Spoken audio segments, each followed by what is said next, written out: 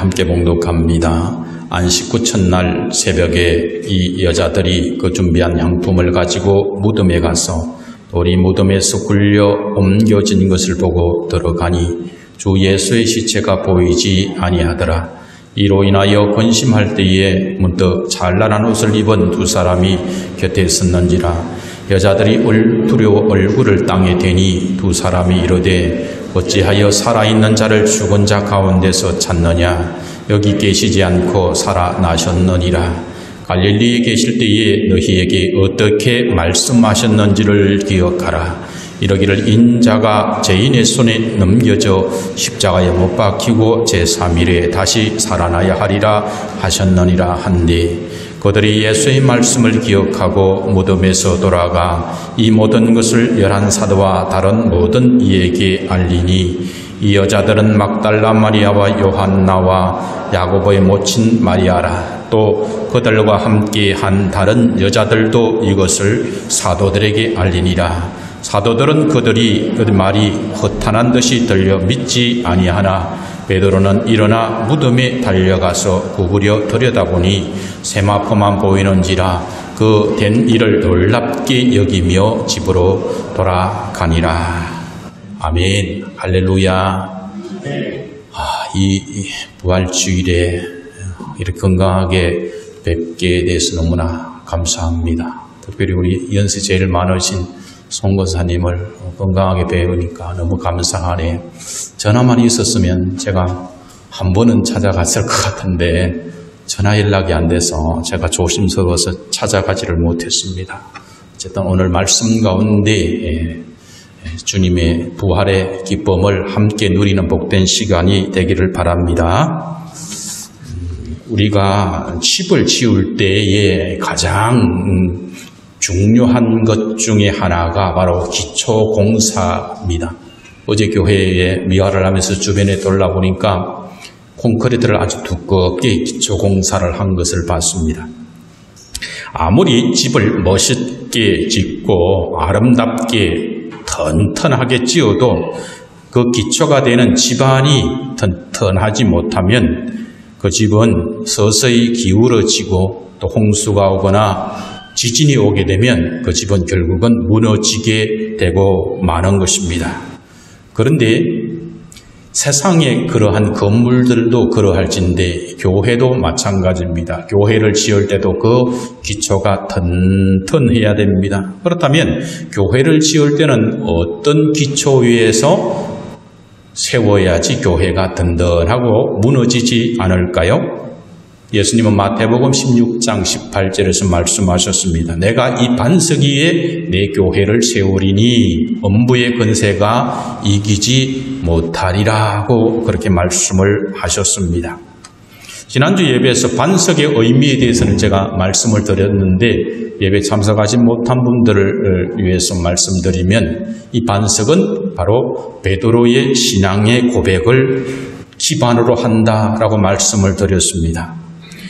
고린도전서 3장 11절에는 이 닦아둔 것 외에 능히 다른 터를 닦아둘 자가 없으니 이 터는 곧 예수 그리스도라 이렇게 말씀해요. 그러니까 예수 그리스도의 그 터 위에 교회가 세워지는 겁니다. 그렇지 않으면 다른 어떤 사상이나 어떤 사람의 인격이나 거기 위에 교회가 세워지면 그 교회는 일시에 무너지게 되고 마는 것입니다. 그런데 지금 우리는 이 베드로의 신앙 고백보다 더 든든한 또 신학적으로 정립된 그 반석 위에 우리는 교회를 세웠습니다. 그 반석이 무엇이냐면 우리 예배 때에 고백한 신앙의 고백입니다. 이 신앙은 신론부터 시작해서 기독론, 종말론, 성령론 이런 것들이 다 정립이 되어 있어요. 그 위에 교회를 세울 때에 교회가 흔들리지 않아요. 심판 때에도 무너지지 않는 든든한 반석이 되는 것입니다. 그래서 오늘은 이제 부활주의를 맞아서 교회의 기초의 반석인 성탄과 십자가 죽음과 부활과 성천 재림 중에서 부활에 초점을 맞추어서 오늘 본문의 말씀으로 예수의 말씀을 기억하라 라는 제목으로 함께 말씀의 은혜를 나누고자 합니다. 세상에 많은 종교가 있지만 그 종교에는 교주의 탄생일이 있습니다. 불교는 4월 초파일이잖아요. 그런데 교주의 탄생이 있으면 교주의 죽음이 있어요. 교주가 죽게 되는데 불교에서는 그 죽음의 증거가 살이잖아요. 그리고 피라미드는 바로 애굽에서 신으로 추앙받던 바로 왕이 죽었다라는 것을 보여주는 거예요. 공자가 죽었다는 증거는 사당에서 나타나고 있습니다. 그런데 기독교도 예수님이 태어나시고 죽었어요. 그런데 세상 종교는 흉내낼 수 없는 아주 독특한 것이 있는데 그것이 바로 부활입니다. 세상의 사람들은요, 죽음을 흉내낼 수가 있어요. 십자가의 고난을 사람들도 흉내낼 수가 있습니다. 지난 2011년에 고난주간이 지난 얼마 뒤에 경북 문경에서 농암의 둔덕산이라는 곳에서 한 사람이 십자가에 못 박힌 채 그렇게 발견이 되었습니다. 시신이. 예수님께서 십자가에 죽은 것과 똑같이 양팔에 그리고 다리에 그렇게 해서 대못이 박힌 채로 죽었고 또 좌우에는 작은 십자가가 이렇게 있었습니다. 그리고 오른쪽 복부에는 흉기에 찔린 것으로 추정되는 상처까지 있었어요. 그래서 수사 당국은 이 사건을 단독 자살로 결론을 몇 년 만에 내렸지만은 그러나 이 자해에 가까운 그런 과정을 혼자 했을 것인가 라는 의문에 따라서 누군가 도와주었거나 영향을 미쳤을 것이다 라고 그렇게 결론을 내렸습니다. 이와 같이 사람도 노력하면 십자가 죽음을 흉내낼 수가 있는 거예요. 고통을 참을 수가 있어요. 그 사람은 드릴로 자기의 손을 뚫었다고 해요. 그리고 걸치고. 세상의 사람들이 예수님의 십자가의 죽음을 흉내낼 수는 있습니다. 그것만이 아니에요. 기독교의 다른 것도 모방할 수가 있습니다. 요즘 불교는 기독교를 벤치마킹해서 날마다 부흥을 한대요. 주일마다 정기 예불도 드린다는 거죠. 여름 성경학교를 해서 아이들이 막 변화가 되니까 여름 불경학교를 해서 아이들을 모아서 그렇게 잘 가르쳐요. 기독교에만 귀신 쫓아내는 기도하는 거 아니에요. 절에 있는 머리 깎은 분들도 죽기 사역을 합니다. 방언 기독교에서만 있는 거 아니에요. 다른 많은 종교에서도 방언을 합니다. 그런데 도저히 흉내낼 수도 없고 흉내낸 적도 없는 것이 오늘 부활주의라는 거예요. 고린도전서 15장 20절에는 그리스도께서 죽은 자 가운데서 다시 살아나사 잠자는 자들의 첫 열매가 되셨도다 라고 말씀해요. 16절에는 만일 그리스도 안에서 우리가 바라는 것이 다만 이 세상의 삶뿐이면 모든 사람 가운데 우리가 더욱 불쌍한 자리라고 말씀을 하고 있어요. 사도 바울은 예수님이 부활이 없다면 내가 지금 하는 일이 이 기독교인들만큼 불쌍한 사람이 없다. 그렇게 지금 고백하고 있는 겁니다. 그래서 기독교는 예수의 부활이 없으면 있을 수 없는 그러한 종교입니다. 예수님이 부활하심으로 인해서 생겨난 종교가 바로 기독교가 되는 겁니다. 불교에서 죽음에 대한 일화가 있습니다. 한 여인이 자기 아기가 죽었어요. 그런데 당시에 추앙받는 석가모니를 찾아가면 이 아이를 살릴 수 있는 길이 있지 않을까라는 기대심을 가지고 석가모니를 찾아갔을 때에 이 여인에게 이렇게 말을 했다고 합니다. 죽은 식구가 없는 집을 찾아가서 겨자씨를 한 움큼 가져오라. 그러면 살리는 방법을 알려주겠다. 라고 이렇게 말을 했어요. 그래서 이 여인은 이 아이를 살리려는 마음으로 온 마을을 찾아다니면서 죽은 사람이 없는 그 집을 찾아가서 겨자씨를 구하려고 했는데 어떤 집도 죽은 사람이 없는 집은 없었다는 거예요. 그래서 돌아와서 부처인 석가모니에게 그 사실을 말하자, 맞다. 사람으로 태어난 이상은 누구나 죽어야 한다. 이것을 깨닫게 되었다는 거예요. 그래서 이 여인은 결국은 비구니가 되었다. 이런 이야기가 불교의 일화에 있습니다. 불교의 한계는 여기까지인 거예요. 인간 종교의 한계는 여기까지는 거예요. 죽음을 직시하라. 이것은 운명이다라고 밖에는 말할 수 없는 것이 인간이 만든 종교가 바로 그러한 종교입니다. 이 세상의 헛한 종교들이 다 여기에 한계를 넘어가지를 못해. 왜요? 먹으면 정령 죽으리라 말씀하셨기 때문에 그래요. 선악과를 먹지 마라. 먹으면 정령 죽으리라 했기 때문에 석가모니도 죽었고 공자도 죽었고 다 죽을 수밖에 없었던 거죠. 그래서 기독교가 이 땅에 탄생하게 된 것은 바로 이 죽음의 권세를 이기고 부활하셨기 때문이에요.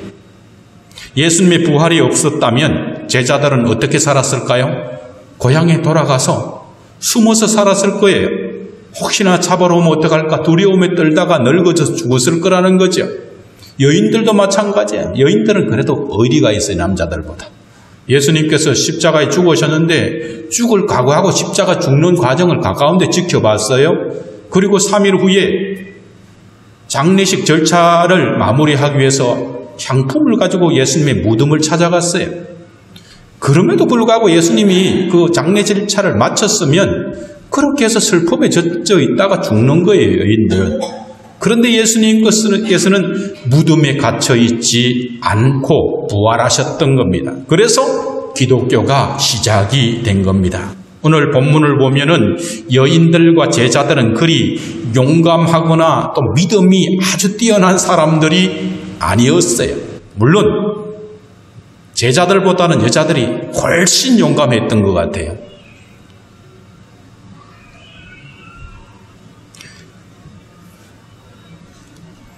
여인들이 예수님을 찾아가기는 찾아갔는데 부활의 주님을 기대하는 믿음에 따라서 찾아가는 것이 아니었어요. 너무 급하게 안식일을 맞다 보니까 장례 절차를 제대로 집행하지 못했어요. 그래서 그것을 맞아 하려고 그 주일 깜깜한 새벽에 이 주일 아침에 예수님의 무덤을 찾아갔던 겁니다.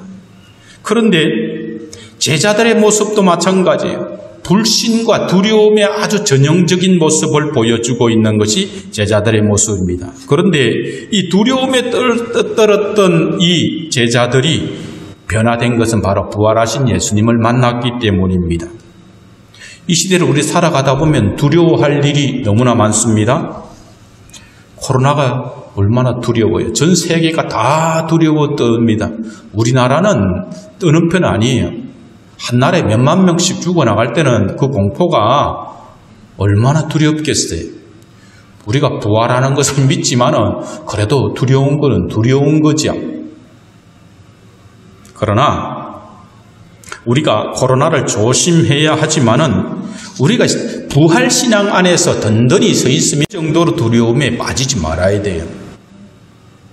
오늘 본문을 보면은 주님이 부활하신 새벽에 부활하신 주님을 만나러 간 사람은 아무도 없었다는 거예요. 예수님께서 1년 전부터 자신의 제자들에게 예루살렘에 올라가서 장로들과 종교 지도자들에게 고난을 당하고 죽고 3일 만에 부활하신 것이다라는 것을 1년 전부터 가르쳤음에도 불구하고 이들은 결국은 예수님의 죽음 앞에서 그냥 두려움에 떠는 존재로만 신앙이 머물러 있었던 것을 알 수가 있습니다. 오늘 첫 번째 보면은 여인들은 죽은 예수님의 장례식을 마무리하기 위해서 무덤을 찾아갔습니다. 1절을 보면은 여인들은 방부제 역할을 하는 향품을 가지고 일찍이 예수님의 무덤을 찾아갔습니다. 그런데 다른 성경에 보면은, 다른 복음서에 보면은 여자들만 갔다는 거예요. 성경에 기록되지 않지만 남자들한테 함께 가자고 했을 것 같아요. 왜? 여자들이 돌을 옮길 수 없으니까. 그런데 남자들을 만나지 못한 것이 아니라 남자들은 두려워서 거기 함께하지 못했던 것으로 이렇게 추정이 됩니다. 그런데 이들이 향품을 준비해서 갔다는 것은 무엇을 의미해요? 예수님이 부활하실 것이라는 것에 대한 믿음이 조금도 없었다는 거예요. 확실하게 없었다는 거예요. 그런데 무덤에 가보았더니 예수님의 무덤이 텅 비어 있었습니다. 그럼에도 불구하고 이들은 예수님의 부활을 전혀 믿지 않는 이들에게 예수님은 그 믿음의 상태로 머물게 하지 않았습니다. 천사들을 보내서 왜 산자를 죽은 자 가운데서 찾느냐 말씀하시고 예수님께서 부활하셨다는 소식을 알려주셨던 겁니다. 왜요? 예수님을 사랑하는 자들에게는 부활의 소식이 먼저 들리는 거예요. 그리고 그들을 통해서 부활의 소식이 전하여지는 사명이 여인들에게 있었다는 것을 우리는 성경을 통해서 알 수가 있습니다. 두 번째는 부활의 소식을 듣고 그 소식을 전하는 사람들의 말을 허탄하게 여기고 믿지 않는 사람들이 있었다는 겁니다. 10절을 보면은 천사들을 통해서 예수님의 부활의 소식을 들은 여인들이 얼마나 기뻤겠어요. 천사의 소식을 듣고 달려가다가 이제는 정말로 부활하신 예수님을 직접 만났던 거예요. 그 감격이 얼마나 뜨거웠겠어요. 제가 봤을 때 제자들이 숨어있는 곳까지 멈추지 않고 뛰어갔을 것 같아요.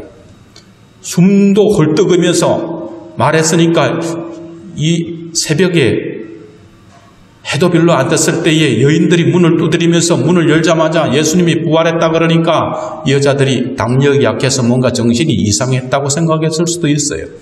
허탄한 듯이 여겼다는 거예요. 제자들이 믿지 않았어요. 그런데 그 중에 한 사람 또 한 사람 베드로와 요한은 호기심이 있는 사람이에요.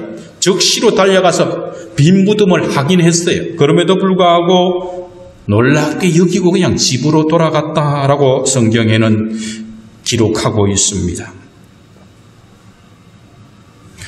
이게 당시에 예수님의 부활을 만난 제자들의 모습이었고 여인들의 모습이었습니다. 예수님께서 부활하신 새벽에 주님을 사랑하여서 찾아간 여인들은 죽은 예수님을 찾아갔던 거예요. 제자들은 소망을 잃고 두려움에 빠져 있었을 뿐이었어요. 여인들과 사도들이 예수님의 부활을 믿지 못한 이유가 어디에 있습니까? 바로 주님의 말씀에 대한 망각이 있었기 때문에 그래요. 마음이 엉뚱한 데가 있고 두려움에 빠지니까 예수님의 말씀이 들리지가 않아요. 어떨 때 두려움에 빠져서 산길을 가거나 인적 드문 길 한번 가봐요. 담력이 있는 남자도 괜히 비닐만 좀 흔들리는데 그곳에 사람이 움직이는 것 같은 막 그런 두려움이 오는 것처럼 두려움에 쌓여 있으면 말씀이 들리지가 않는 거예요. 아무리 믿음이 좋은 성도라 할지라도 말씀을 망각하게 되면 불신앙에 빠지게 되어 있습니다. 그런데 예수님이 부활하신 지금 2000년이 지난 이 시점에서 우리의 신앙은 부활하신 예수님을 만나고 있는가? 자신의 신앙을 점검하시기를 바랍니다. 우리가 이론적으로는요, 예수님이 부활하셨다는 것을 믿어요. 그런데 우리 삶의 모습을 통해서 예수님이 부활의 첫 열매가 되셨으니까 우리도 부활할 것이라는 확신을 가지고 살아가면 삶의 모습에서 나타나야 되는데 우리가 죽음이나 이 병에 대해서 너무 덜덜덜덜 떨고 있다면 이것은 부활하신 예수님을 깊이 있게 확신 있게 만나지 못한 제자들과 다를 바 없는 모습으로 살아가고 있는 것은 아닌지 돌아보기를 바랍니다. 이 세상에는요, 부활하신 아침에 죽은 예수님을 찾아간 것처럼 부활하신 예수님을 만나려고 교회에 나오는 것이 아니라 부활하신 예수가 아니라 부자 예수를 만나려고 나오는 사람들도 있습니다. 예수 믿어서 부자가 되고 형통하려고 예수를 믿는 분들이 있어요. 그래서 부자가 되면 축복이지만은 교회 많은 사람들이 가난하면 실패한 믿음이다라고 생각하는 그러한 분들도 교회에 간혹 있는 것 같습니다. 정말 그럴까요? 가난하면 복을 받지 못해서 그렇습니까? 그렇지 않아요. 돈이 많은 것이 오히려 저주가 될 수가 있고 가난한 것이 오히려 복이 될 수가 있는 거죠. 우리는 부활하신 그 예수님을 만나서 영원한 본향을 향해서 소망하면서 나아간다고 하면서도 이 땅의 삶에 너무 매여서 이 땅의 삶에 너무 소망을 가지고 살아가서는 안 되겠다는 겁니다. 두 번째는 부활의 예수를 찾지 않고 의사 예수를 찾는 사람들도 있습니다. 어떤 사람들은요, 부활하신 예수님을 만나서 구원하려는 목적이 아니라 병 고치려고 예수를 믿는 사람들이 있습니다.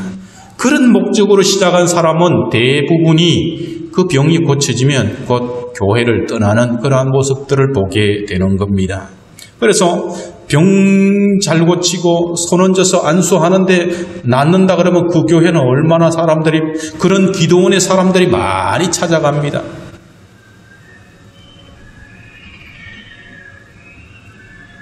병을 고치는 것이 우선이다 보면은 신앙의 본질이 흐려지게 되는 겁니다. 그러므로 우리는 부활하신 예수님을 만나야 돼요. 우리 합동측에서는 사순절을 특별히 지키지 않아요. 그런 점에서. 이제는 부활하신 예수님을 집중하고 부활하신 예수님을 증거하는 데에 집중을 해야지 40일 동안이나 거기에 고난에 집중하고 고난 주간에는 더 고난에 집중하고 그것이 좋은 것 같지만 그러나 우리는 이제는 부활하신 예수님을 증거하는 데에 고난을 겪어야 되지 고난당하신 예수님을 기념하는 데 너무 집중해서는 그 본질을 흐리게 되는 것입니다. 그래서 우리는 부활하신 예수님을 만날 때에 삶이 변화됩니다. 새로운 인생이 시작이 되고 새로운 믿음이 주어지는 겁니다. 뿐만 아니라 새로운 출발이 되고 변화된 삶을 살기 시작하게 되는 겁니다. 이 같은 부활의 예수를 믿고 만나게 되면은 저와 여러분의 삶에 변화가 있게 될 줄로 믿습니다. 부활을 체험한 사람들의 삶의 변화가 있었는데 그 첫째는 두려움이 떠나갔다는 거예요. 예수님의 제자들은 예수님이 십자가에 죽고 난 뒤에 다 숨어 있었습니다. 아지트에 숨어서 문도 꽁꽁 걸어 잠그고 아무래도 암호가 있어야 열어줬을 거예요. 똑똑똑똑똑 아니면 똑똑똑 뭐 이런 문을 열어줄 수 없을 만큼 단단히 걸어 잠그고 있었던 거예요.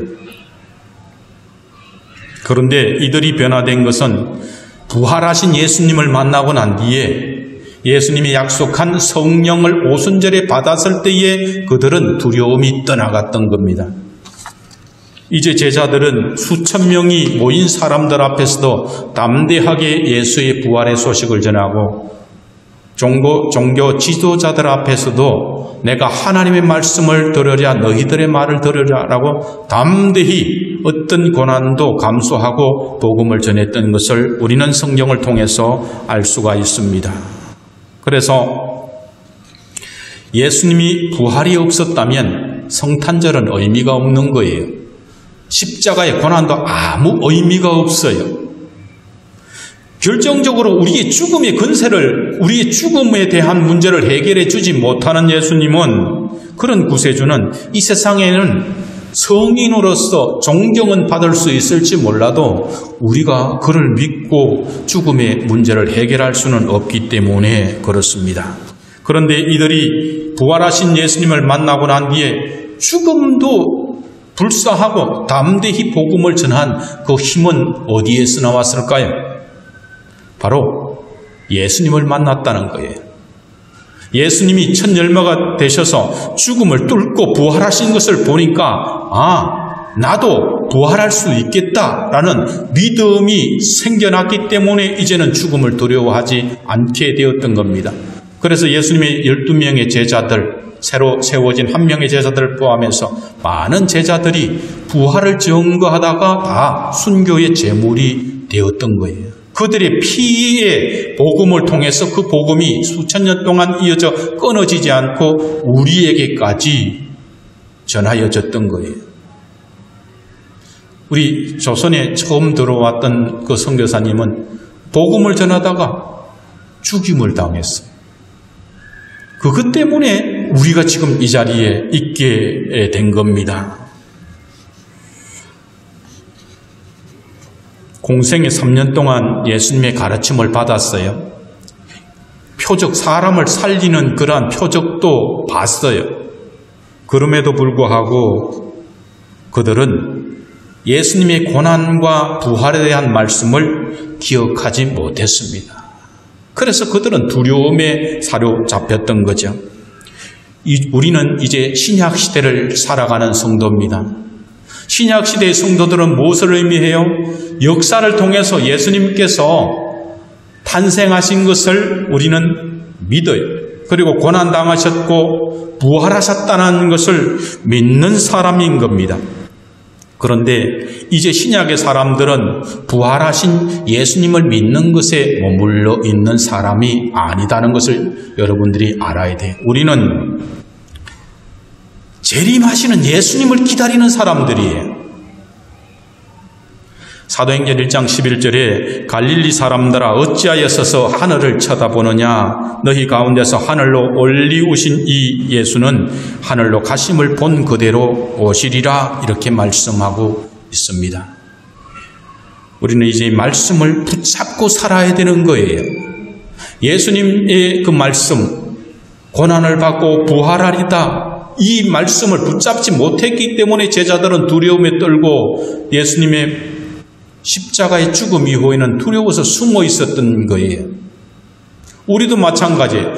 부활하셨던 그 예수님이 가시면서 하시는 말씀, 그것을 우리는 가슴에 품고 있지 않으면 항상 두려움에 떨고 마음을 딴 데 빼앗겨서 주님의 재림의 날을 깨워서 기다리지 못하게 되는 겁니다. 이제 말씀을 맺고자 합니다.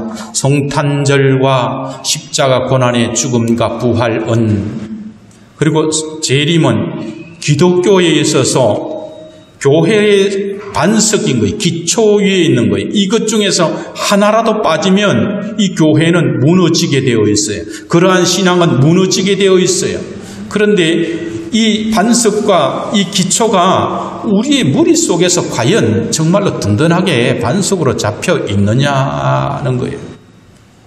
한국교회와 우리 교회가 지금 코로나라는 이 어려움 앞에서 과연 흔들리지 않는 신앙으로 서 있느냐는 거예요. 세상 사람들이 두려워하니까 우리도 같이 전면되어서 같이 두려워하고 있다면 이것은 든든한 신앙의 고백 위에 서 있다고 우리가 장담할 수가 없는 겁니다. 성도는 부활의 첫 열매가 되신 예수 그리스도를 따라서 부활의 생명으로 다시 살아날 존재임을 여러분들이 이론적으로만 아니라 삶을 통해서 느끼고 고백하면서 살아가기를 주님의 이름으로 축원합니다. 사도행전 1장 6절에서 8절을 보면은 이제 500여 제자들이 보는 앞에서 예수님이 승천하시기 위해서, 그것을 보기 위해서 많은 제자들이 모였어요. 그때 한 제자가 궁금해서 물었습니다. 주께서 이스라엘 나라를 회복하심이 이때이니까? 이르시되 때와 시기는 아버지께서 자기의 근한에 두셨으니 너희가 알 바 아니요 오직 성령이 너희에게 임하시면 너희가 권능을 받고 예루살렘과 온 유대와 사마리아와 땅끝까지 이르러 내 증인이 되리라, 그렇게 말씀하셨어요. 성령이 임하면 증인이 되는 삶을 살고 있을 것이라는 거예요. 코로나 사태 가운데서 우리가 증인의 삶을 살아야 되는 거예요.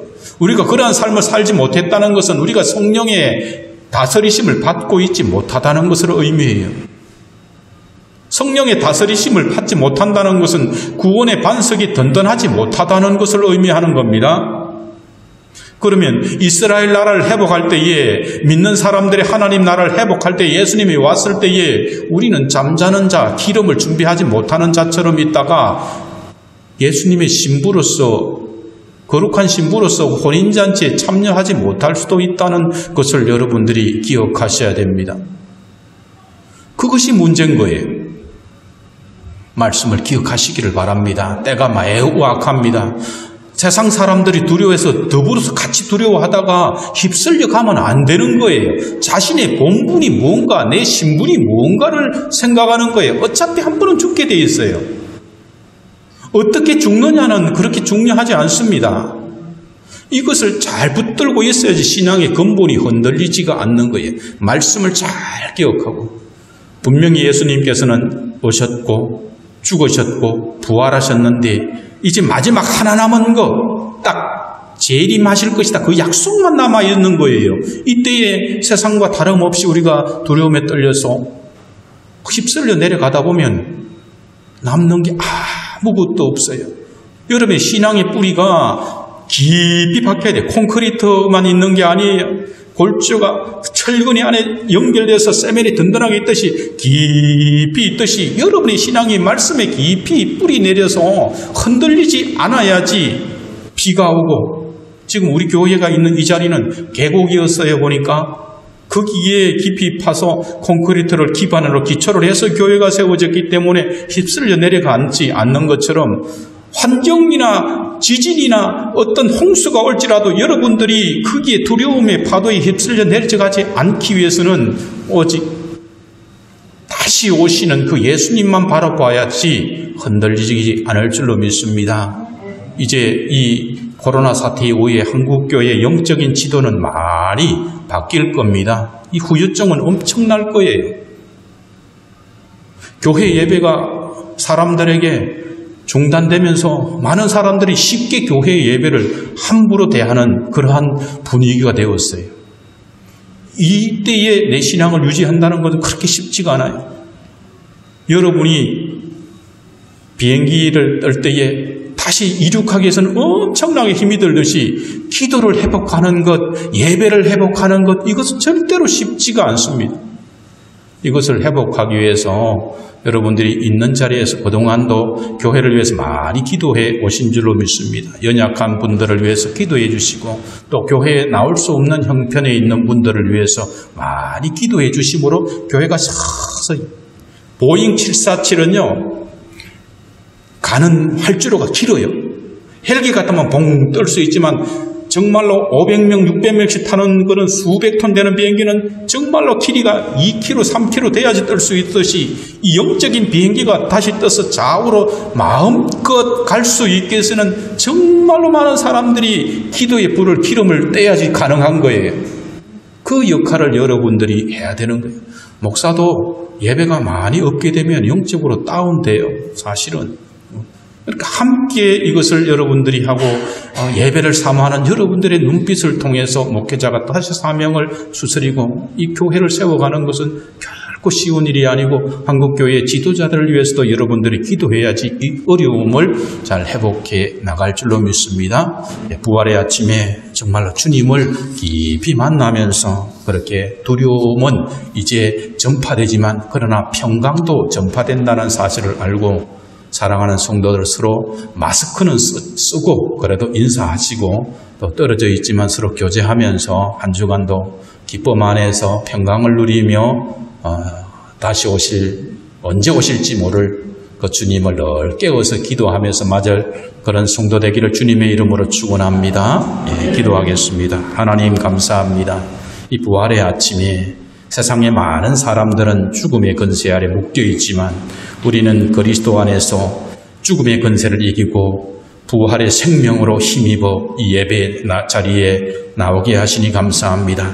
성도 한 사람 한 사람 위로하여 주시고, 우리가 주 안에서 떡을 떼며 또한 교제하는 그러한 삶이 회복될 수 있도록 하나님께서 은혜와 긍휼을 베풀어 주옵소서. 한국교회와 전 세계가 코로나로 인해서 두려워 떨고 있지만, 그러나 하나님을 더 두려워하며 경외하는 믿음으로 살아가게 하옵소서. 감사하며 주 예수 그리스도 이름으로 축복하며 기도드리옵나이다. 아멘.